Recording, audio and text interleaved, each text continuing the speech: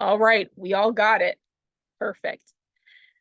Okay, folks, again, I cannot express enough how excited I am tonight. Welcome to the Penny Awards, an environmental advocacy celebration. Tonight, we have the distinct honor of not only uplifting the work of some of our most dedicated volunteers and partners, but also celebrating some of our environmental accomplishments that resulted from the advocacy work last year, thanks to your help.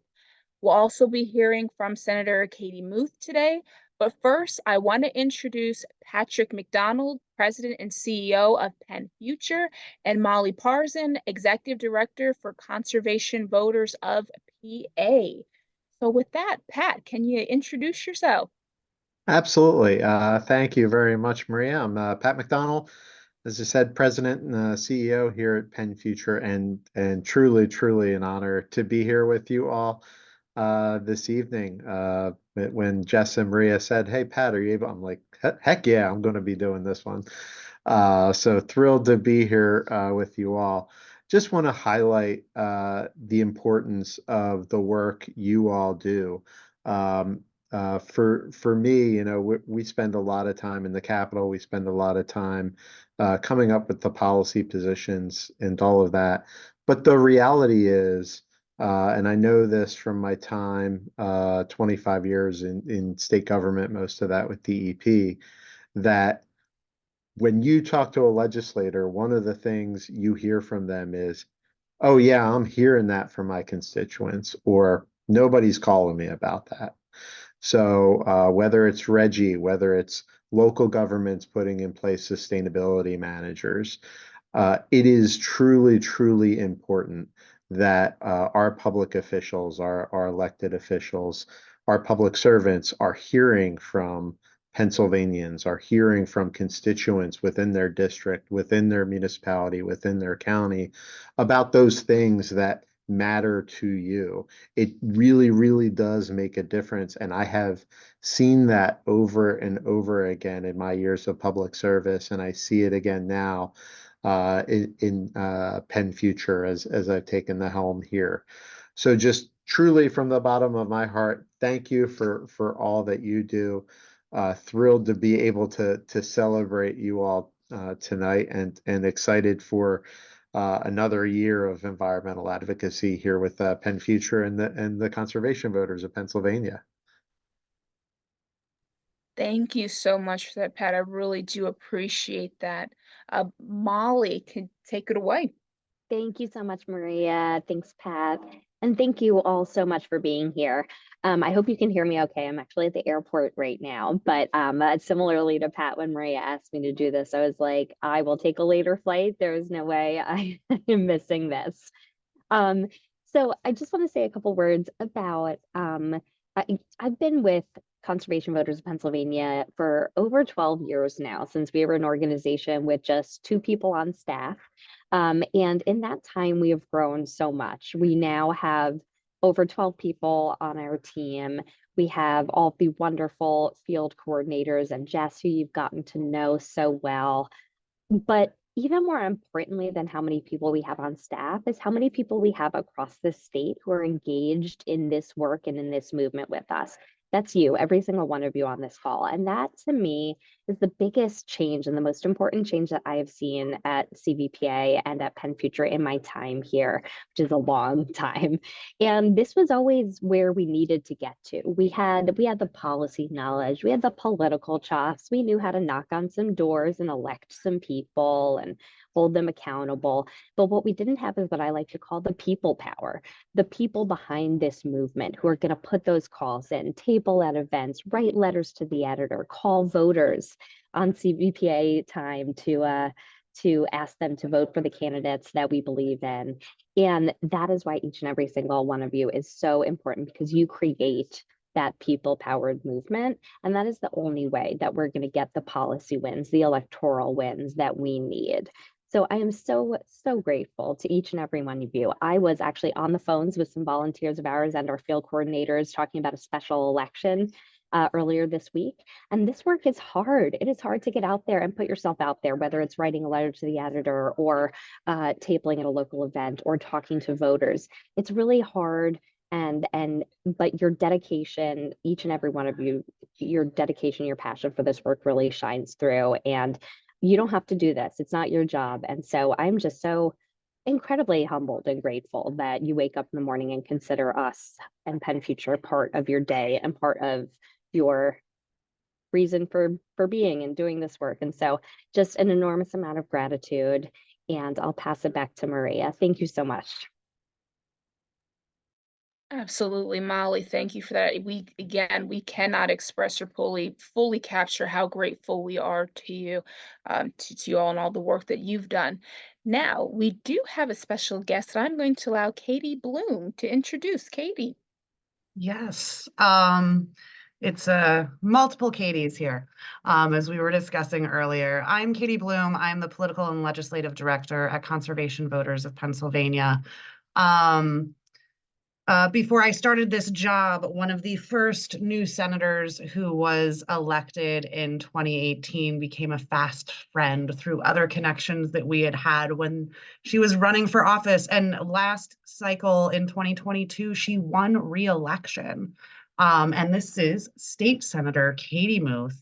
And I'm so happy to introduce her. She has been a longtime advocate, always calling out areas of corruption and collusion that we know when the fossil fuel industry is doing what they can to basically buy our elected officials, buy people in communities to let them pollute without saying a word.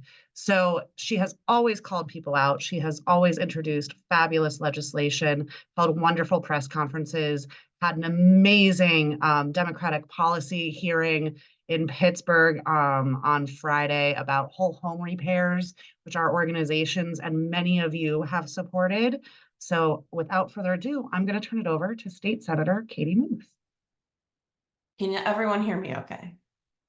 Good. Okay. Just making sure before I start. Thank you for having me. And honestly, this timing couldn't be more perfect as I just left 3 days of Harrisburg and it was quite gloomy and not super uplifting. So I'm excited to be with all of you tonight because you give me hope that there is a chance in the future that things can change. And you've made that change. You've driven that change through all of your volunteer efforts. And I first want to just say a special thank you to Katie, Maria, Molly, Jess, everyone, that has come together and organized and coordinated all the things. And there's so many things, right? And Pennsylvania has a lot of work to do. So there's a lot of things to learn about, advocate for, fight back against. And all of the volunteers here, we would be nowhere without you.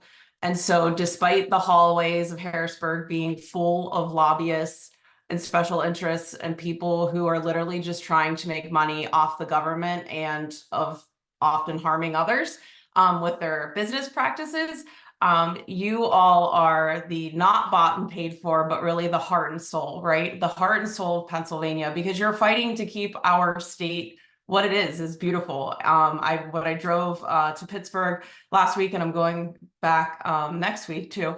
My executive director for my policy committee, Gareth, and I always say, as we go through the very rural part of the turnpike, like this state's so worth fighting for because it's just so beautiful. And sometimes you just need to like have that moment of like, even though all things are complete clusters often, that it's worth the fight, right? And to have one another to kind of lean on the days where it feels like the fight's not going so well, to boost each other up. And I know Katie and I have exchanged long text chains on those days to keep each other in the fight, right? Like, and so I want to say thank you to all of you for keeping me brave, for keeping me informed, and reminding me of all the things, because I might be focused on these 7 things and I get an email from one of you and I'm like, oh, got it, on it, put it on a Post-it. If I could show you my other screen over here, it's covered in Post-its. I have 2 screens. One is specifically just for Post-its, not for any sort of computer activity. But I really appreciate that you all have that fight in you, and it grows a stronger army. And we really we need you. We need to grow this army, and we need to keep on pushing to make sure that what's ahead in Pennsylvania is not, bridge fuel, fossil fuel 2.0, as we head into these times of energy alleged transition. Um, so I am hopeful that we will drive the change to actually transition to green energy. And I know that we're not alone in that, and it's not a partisan thing. So I just want to say thank you to Penn Future, conservation voters, all of you, for being the heart and soul of this Commonwealth. And don't forget that on the days where we might think that it's not, our power isn't strong enough, it is. Sometimes just growing the army and increasing public awareness is really what scares a lot of the people in power, and I know that for a fact, as I as I exist in this space. So I just want to say, as we move forward into this year, I look forward to working with each and every one of you, and hope that we can have some policy hearings and some events to talk about the work that you're all doing and the things that you care about. I was just at my township meeting last night till 10:30. And the environmental advocacy group was there, and they're trying to get moving, and so they're talking about a lot of things, and I think it's great to have more of a local impact and talk about things that we all know about in our bubble, but a lot of people outside of our bubble do not know all these things, and if they did, this army would grow very, very quickly. So I look forward to working with you, and thank you again for your commitment to keeping Pennsylvania hopefully a clean and green state, and cleaning up the mess that exists. And this is why I'm here. So I again thank you for keeping me brave. So thank you for having me. Oh, well, thank you for joining us. That is absolutely just spot on. And folks, absolutely, as Senator Muth has correctly said, we do have to continue the fight. But I do want to take a moment to think, or to at least acknowledge, what have we done in the past? What is some of the fights that we've, worked on, overcame, or again, still moving forward? So with that, Katie and Adam, if you would not mind giving us a little information.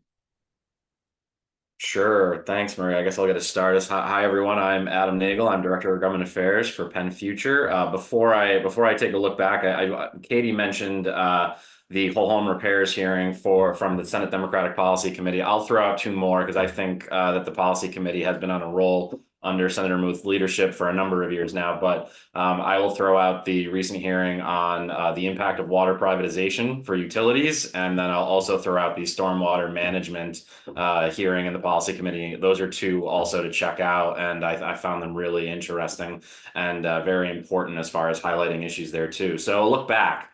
Lay of the land. We know that there are challenges in Harrisburg relative to so many issues. But we did have some good wins in 2023, thanks in large part to the work that you all do to raise your voices and make them heard in Harrisburg, and help me do my job when I'm sitting in meetings with legislators and say, hey, we have people who care about these issues, and we want to make sure that we can affect positive change, or at least stop some of the bad things from happening. So I got the negative on this one, and then I'll turn it over to Katie to talk about some of the positives. But all of this would not have been possible without your involvement in this movement. So the first one I'll talk about is last year's budget. There was a proposal in the Senate budget, and it got complicated and it was drawn out. But essentially, what one proposal did was it proposed to transfer $150 million from the Game Commission to the Clean Streams Fund. Obviously, both Penn Future and conservation voters were big supporters of the Clean Streams Fund when that was passed in 2022 under the previous budget. But we had a problem with the idea of essentially robbing Peter to pay Paul. The Game Commission has an important role to play in water quality and conservation. So we immediately stepped in and said we believe that this is wrong, and we joined with hunters and fishermen and everyone else in that space to essentially say, we don't believe that this is something that should pass. And along with your support, we were able to essentially fight back, and we succeeded in having that removed from last year's budget. And that was a very important thing, and I think pointed out what we will continue advocating for in Harrisburg with respect to developing a truly comprehensive and statewide clean water strategy. So thank you for your help on that effort as that continues in the years to come. The second one I'll point to is, there was a time where Pennsylvania was a lot better on, the future of energy in certain respects, and we've slid, and we've gone backwards, and that's an ongoing challenge in Harrisburg. But one small victory related to electric vehicles. Last year there was there's a bill currently, but this was passed in the House last year that would add electric vehicle charging stations to CPACE, which would essentially allow low-income housing units and other commercial properties to install charging stations for electric vehicles and enjoy a small discount for that. However, certain interests within the House wanted to ensure that it was just a little bit harder by placing what we felt were unfair restrictions on development and manufacturing of those charging stations and their component parts. This is something that we're seeing across the nation as well. And again, that was something we jumped right in and said, we don't believe that these are good for us. We want to make sure that we are advancing renewable sources of technology, that we are trying to decarbonize our transportation sector as best we can. And we were able to come to a compromise that we believe fairly reflected already existing federal standards and make sure that, Pennsylvanians have access to this technology as it becomes more available and more affordable. With that, I will turn it over to Katie to talk about some of the real highlights from last year too. Yeah, over the last year, we are really, really, really proud of work that we have done on the Solar for Schools bill. This is a difficult state sometimes to bring a really diverse set of stakeholders together on, in terms of environmental advocates, trade labor advocates, teachers, and teachers unions, superintendents and principals, as well as legislators, people in communities, people who focus on school buses, electrical workers.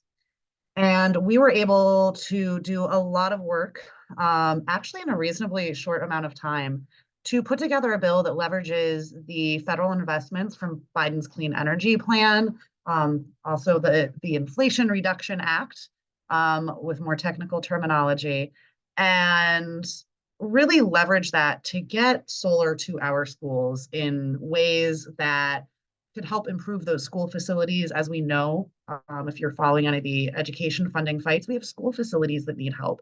This could help school districts really save a lot of money on energy costs. It could help them become better emergency shelters. So many schools throughout the state are emergency shelters. And if we're seeing an increase in severe weather with climate change effects, we're going to need that.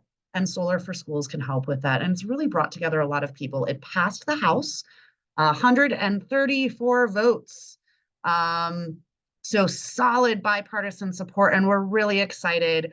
We were unable to squeeze it in the budget when they kind of did that second part of the budget in December, but we are looking forward to it being included this year, and we will be calling upon all of you to talk about that as well. And that's also an example of the work that we do and the work that we do with you. And I'm seeing Bobby in the chat right now, so I'm going to pick on him. But when we talk about how we get this stuff done, it's all of you, the volunteers, as well as organizations working with people like Bobby, and working with a few others that I see on this call right now in coalition, so that we can talk to as many legislators as possible, so we can talk to as many people on the ground as possible. Solar for Schools is a great example of that, and other advocacy that we did throughout the year last year. And when all of these things come together to a head, and I'm not going to go, I left Adam with the more policy stuff for this one. But what happens when all of this actually works together is we have real environmental champions in the state legislature, whether it's Senator Muth, Representative Fiedler, Representative Otten, or Rabb. We have been increasing those numbers in the House, and we are so excited. It has led to the fact that multiple times every day this week, I have been in conversation, and as has Adam, with people in House leadership about anywhere from 3 to 8 bills on any given day, figuring out what can we pass this spring. And it turns out that because we keep electing all of these environmental champions who have learned from all of you about the environmental issues that matter, we're looking at some really solid bills coming up through this spring, from things related to energy efficiency and appliances and green roofs and things like that moving forward. So we're really thrilled. And this is how it all comes together. So thank you. Maria? All right. Well, Katie and Adam, thank you so much for that. Just that also awesome highlights and seeing how effective our volunteers have been. And again, we know this, but it's sometimes just always, nice to give that little highlight. Next, we have Jess, who's just going to go into some advocacy. Jess. Hi, folks. I see so many familiar faces on the call tonight, but for those I haven't gotten the chance to meet, I am Jess Catterett, our Field Director for Conservation Voters of PA and Penn Future. And I just want to take a moment to talk about, we all know, but as a good reminder, why environmental advocacy is so important. We know that individual actions like changing our light bulb and recycling our plastic are really important and they make a difference. You should keep doing them. But we also know that systemic issues call for systemic changes. And that's why it's so critical to utilize our collective voice to push for the solutions we know we need. Like everyone has referenced on this call, your work individually is so critical for the growing movement where together, our organizations, our community partners, and we as Pennsylvania residents call for the change we know we need to protect our environment. So thank you from the bottom of my heart for every little bit you get to do, whether it's 5 minutes a year or several hours spent with us throughout the year. We really appreciate it. And we're so excited to celebrate more of the work we've accomplished together.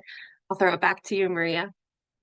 All right. Thank you, Jess. And before we dive into the fun stuff, I do want to follow up with Jess's examples of advocacy because you folks, and I see some of our amazing ACE volunteers, but just to give some perspective of, again, the many ways we advocate here. So we have our Advocates for Conservation and the Environment, or our ACE program.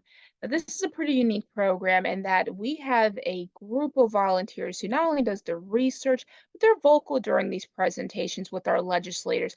And we've talked about a host of issues looking at solar in schools, community solar, RGGI investment, and beyond.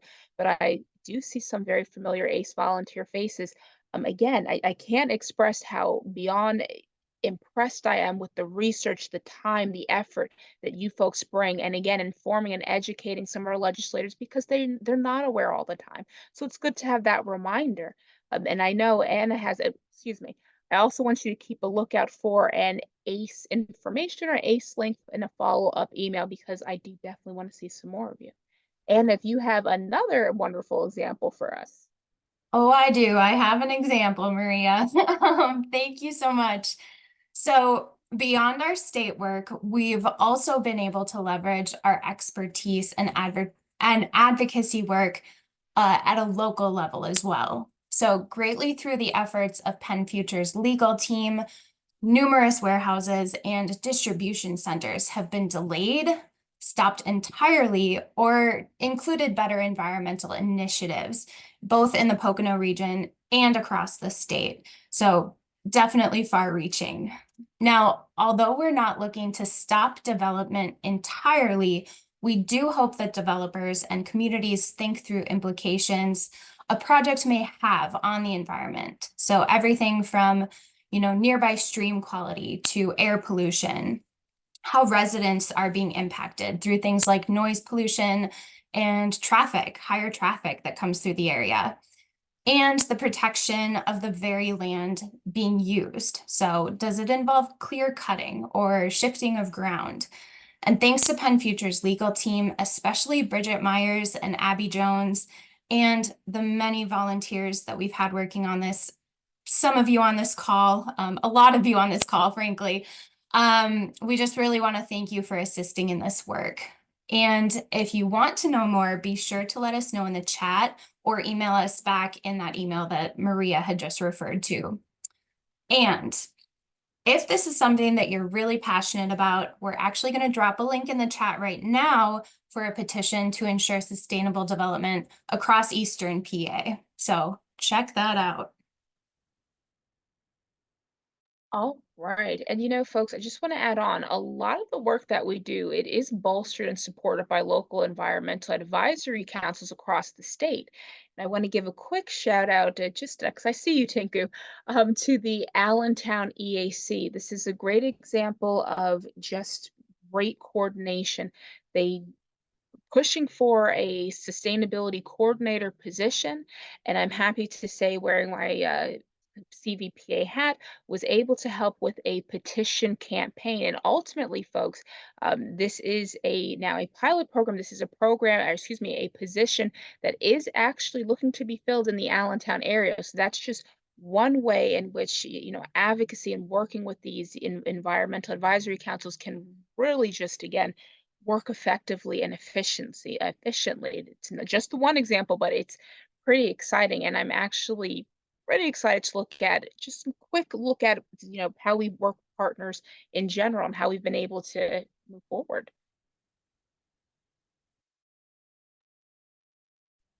Okay, and next up, we are going to take a look into a few of our partners.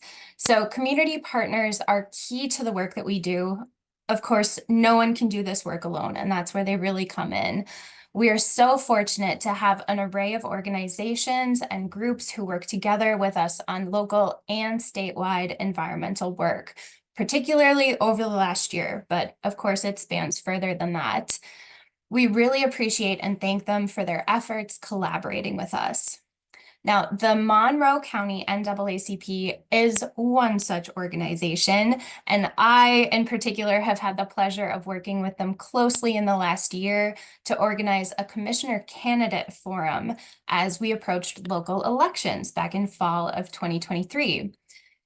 We continue a close relationship and are very hopeful of many future events and upcoming work with them. So thank them so much. Another organization I actually work with closely here in the Pocono region with as well is Action Together NEPA. They've been a terrific ally here in the area in Northeast Pennsylvania when it comes to protecting environmental justice communities, working to ensure democracy, and building further relationships and connections across the region. And I'm personally grateful for that relationship. And as we especially continue to build here both locally and at the state level with them.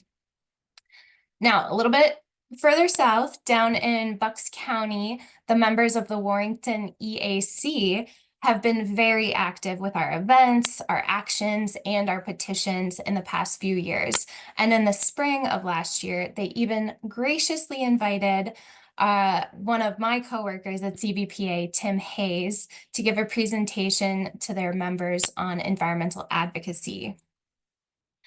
And in another geography, hopping over to the other side of the state, Our Water, Our Air, Our Rights helped us by co-hosting 2 different film screening events in 2023 with Penn Future in the Erie area. Additionally, they've consistently shared our newsletter on their website and continue to be a strong partner and advocate in Western PA. We also wanted to give a shout out to an organization, again in Bucks County, working hard on environmental education and engaging residents about our natural world. They always lift up our Penn Future and CVPA action alerts in their weekly 5x5 advocacy newsletter, and they have been involved in one another's wonderful community events that we've had as well. So that's a lot. There's a lot going on, but thank you so much to these community partners and the many, many more. I'm talking a slew, a lot, a bunch of other organizations across the state that really make this work possible. It really wouldn't be possible without them. So thank you. Can you just tell how excited we are to be working with you folks? I hope that's resonating. I love it. So let's get to why we're here. Let's get to the fun part, and that is the awards. So again, I just want to turn to recognize some of the great work that our volunteers, you folks, have been doing. From sending letters to their decision makers, making phone calls to advocates and voters, writing letters to the editor to keep the environmental issues in the media, meeting with your elected officials, you folks have done the gambit, everything. So many of our folks here tonight gave some of your valuable, very precious time in order to advocate for our environment. And for that, we cannot say thank you enough. Some of you truly went above and beyond, and we wish to honor these folks with the Pennsylvania Environmental Awards, or as we jokingly call them, the pennies. As you move through these awards, help us by cheering on these amazing advocates in the chat box and with Zoom reactions. So yeah, this is fun, folks. Send those smiles and those whatever little emojis. So the first awards of the night, we have the seasoned vet. And what is a seasoned vet? This is a person who served our organization for a number of years and helped in a multitude of ways. They're familiar with our work and they set the example for other volunteers to follow. Now, I'm not going to butcher your last name, so I'm just going to go ahead and go on the first. We have Cindy, we have Hadley, David, Susan, Peg, Steve, Thomas, Aaron, Jill, Phyllis, Cheryl, and Jessica. Take your virtual bow, take your claps because you deserve it. You absolutely deserve it. Oh my gosh. Yes, yes, yes. Oh, okay. Not to take away the light from the last group, but we have more. We have many people who have been working with us for a number of years, but our Rising Star Award goes to those who have really shown up over this last year, getting more in depth with their advocacy work with both CVPA and Penn Future. So today we want to celebrate Bill, Lily, where you at, Lily? Maddie, Tamar, Claire, and Sarah. Thank you all so much. We're excited to see where you go from here. Thank you, rising stars and seasoned vets. Just a moment ago, Maria described many of the possible ways that folks take part in advocacy, and we'd really like to recognize the folks who have gone above and beyond for environmental advocacy work on a variety of fronts, earning our Advocate Extraordinaire Award. Tonight, we're presenting this to Jennifer, Joan, Karen, Steve, Diane, Kathleen, Carolyn, and Frida. Thank you all so much. My name's Freda. Freda, I'm so sorry, Freda. Thank you so much. Thank you for your advocacy. And see, folks, this is why we don't do the last names. I love it. All right. The next we have standing up for environmental justice. What does this mean? So this award goes to folks whose work is focused on uplifting and advancing the environmental work in more marginalized communities. This could include activities like focused cleanups, community outreach events, finding grants, and so on. And these lovely folks include Marion, Tinku, and Art. Thank you all. Now, next up, our Always There Award goes to the people who continue to show up time and time again at our educational events, whether they're in person or virtual. And we're so appreciative to know that we can always count on them being there. It's funny, guys. It's funny. Okay, so thank you so much to both Jeff and Linda. We appreciate you two so much, and for everyone else who shows up as well, but these two especially. Next up, like we mentioned, there are all sorts of ways to participate in advocacy, and one of those ways is by sharing our resources online and helping to spread our action alerts and educational materials. And for that, we'd like to recognize Kelsey tonight as a top influencer in helping us do that work. Thank you, Kelsey. Now, writing a letter to the editor is a powerful way to amplify your voice. The LTE section is one of the most read sections of a newspaper, both by the general public and, crucially, by policymakers.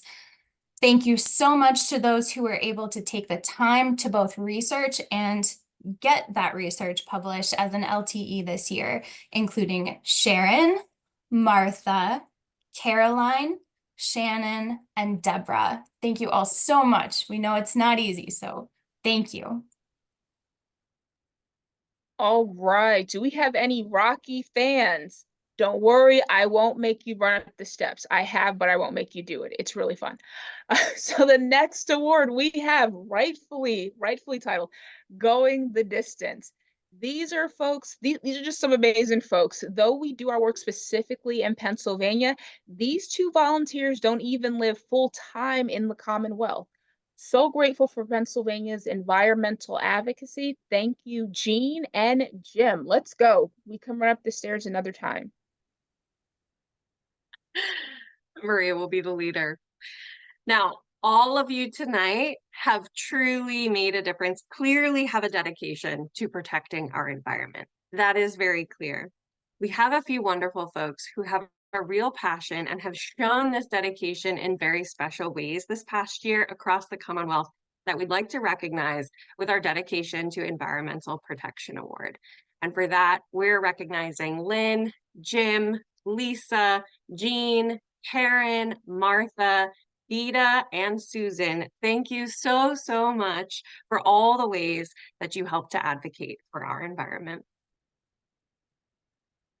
All right. And last but certainly not least, this award goes to folks who not only attend the ACE meetings with their legislators, but they take the time to do the research. They're vocal during these meetings. They follow up with their legislators, really helping to push pro-environment legislation with our elected officials. These folks include Eleanor, Teresa, and Roy. Thank you. Thank you. And again, folks, I want to just take a moment to thank all of our awardees and everyone who took action with us. Again, your work is absolutely impactful and meaningful, and it is just how we're able to keep going, not only as an organization, but as a coordinator. I can say this, sometimes you need that positivity and that push when you're tired or when you're down. So I appreciate all of you and appreciate you being here. Thank you.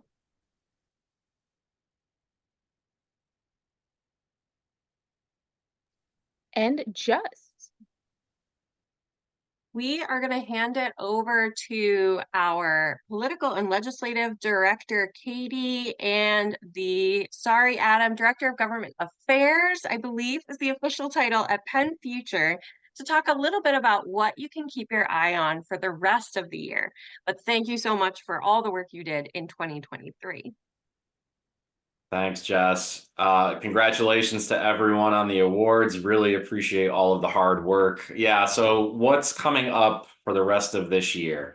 There's a lot, but I'll try to keep it to somewhat of a minimum. So, the first thing is the governor obviously released his budget proposal this week. Penn Future, CVPA, we both had some thoughts on elements of the budget. I'm not going to dig in too deeply there, but I do want to say thank you to everyone because last week the governor released his economic development plan for Pennsylvania. To his credit, the first time in 2 decades that has been done. But we have some concerns. And on the Penn Future side, we sent out an action alert asking all of you to raise your voices along with ours and say, hey, we think that there are some improvements here. And not 1, not 2, not 3, but 400 people sent their emails in to the governor's office and said, hey, we think that we need to be focusing on renewable energy. We need to be focusing on decarbonization. And we really appreciate that. Again, that is something that I can talk to staff about in the governor's office and say, it's not just us here. We have lots of people behind us. So thank you to everyone who took part in that. Thank you to everyone who will continue to take part. Watch out for more on that. But the budget is a big thing. We know it's a big thing. We'll be fighting for agency funding that really aims to, preserve open space, protect our natural resources, improve stormwater management throughout the Commonwealth, advances renewable energy. We're going to be talking about all of this. Energy, Bobby, I have to give credit because he already named at least 2, if not more, of the things that we are also focusing on this year, which is AEPS, community solar. Bobby, I'm forgetting, it was a great message up at the top, but I've lost it with all the other messages since. Those are 2 big things for us. I am not going to get into specific bills because I think Jess will send me a text message saying I can't do that. I'm not that. I think that's a rule. But anyways, AEPS, community solar, keep an eye out for those. We are hoping to at least continue to advance the conversation in both of those areas. And yes, as I mentioned earlier, we still need a comprehensive clean water strategy in this Commonwealth. We need to identify really sustainable funding for Clean Streams Fund. We need to be talking about stormwater management. We need to be talking about all of these things. So, I think that is something that is going to continue to be ongoing. I'm going to leave it there, and I will turn it over to Katie. Yeah, and I'm seeing some comments in the chat, and let me tell you, Freda, I've got some thoughts on my area and as well here. But what I do want to lift up, although we're pretty disappointed in that economic development plan, some things that we've seen in the budget so far we are pleased with. More allocation for whole home repairs. It was left out of last year's budget. We'd love to see that. Actually, we're pleased with the $50 million ask, but as I learned last week at Senator Mooth's hearing, that money is basically already gone. There is such a great need for that program, and we need a lasting appropriation for that. The other thing that we're looking forward to in the budget are transit allocations and working with leadership to pass other transit related bills, because we know that strong public transit gets polluting cars off the roads, especially in our more urban areas. So we love that too. We want to see how a lot of you have been hearing us talk about this for years, and we know that Reggie is currently tied up in the courts, but we want to make sure, as we do expect more court rulings this year, hopefully not into next year, that we get to allocate the proceeds from Reggie. So we are continuing to work on legislation to invest directly back into environmental justice communities and communities that might have transitioning energy sector workers and so on. Another great flag for those of you who might be on social media, maybe a little too much like me, Senator Yaw has, reintroduced an anti-Reggie bill that allows no cap and trade. We've been having a little fun arguing with him on Twitter. We'll find out. But hopefully, with all of your support, we will be blocking that, and we'll be working with the administration and the House to block the really bad Reggie bill from Senator Yaw. But it's going to be another busy year, folks.